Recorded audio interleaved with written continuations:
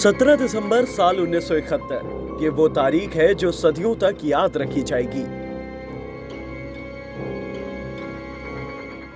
भारत ने पूर्वी पाकिस्तान को पश्चिमी पाकिस्तान से अलग कर दिया था, जिसे आज बांग्लादेश के नाम से जाना जाता है। 1971 में हुए इस युद्ध में करीब 3,900 भारतीय सैनिक शहीद हुए थे, जबकि 9,851 सैनिक घायल हो गए थे। और इतनी कुर्बानियों के बाद सामने आई ये तस्वीर, जो सालों से भारतीयों के दिल में बसी हुई है, जिसमें पाकिस्तान के लेफ्टिनेंट जनरल AK नियाजी ने भारत के पूर्वी सैन्य commander lieutenant general Jagjit Singh Arora के सामने सरेंडर कर दिया था। भारत और पाकिस्तान के बीच हुई इस युद्ध की पृष्ठभूमि साल 1970 के दिसंबर महीने से ही बनने लगी थी। पाकिस्तान को युद्ध में झोंकने के पीछे सैनिक तानाशाह याहिया खान का बड़ा हाथ था।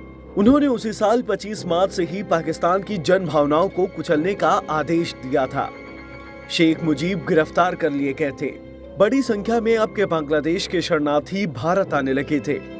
हालात ऐसे बनने लगे कि भारत को सेना के जरिए हस्तक्षेप करना पड़ सकता था।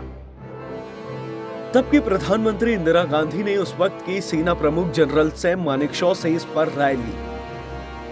इसके बाद 3 दिसंबर को पाकिस्तानी वायुसेना ने भारत में बम गिराने शुरू कर दिए।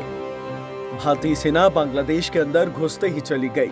14 दिसंबर को सेना को गुप्त सूचना मिली कि ढाका के गवर्नमेंट हाउस में एक इम्पोर्टेंट मीटिंग होने वाली है।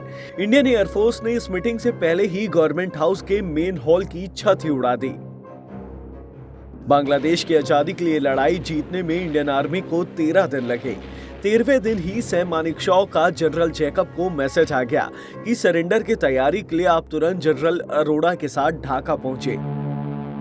जब वो एयरपोर्ट से उतरकर पाकिस्तानी सेना के सरेंडर के लिए रेसकोर्स मैदान की ओर जा रहे थे, तब बांग्लादेश की जनता जय जयकार कर रही थी। रेसकोर्स मैदान में जनरल अरोड़ा और पाकिस्तानी सेना के चीफ जनरल नियाजी एक मेज के सामने बैठ गए और दोनों ने आत्मसमर्पण के दस्तावेजों के 5 प्रतियों पर हस्ताक्षर किए। जैसे ही ये खबर इंदिरा गांधी को मिली, उन्होंने फौरन ही जाकर संसद में इसकी घोषणा कर दी।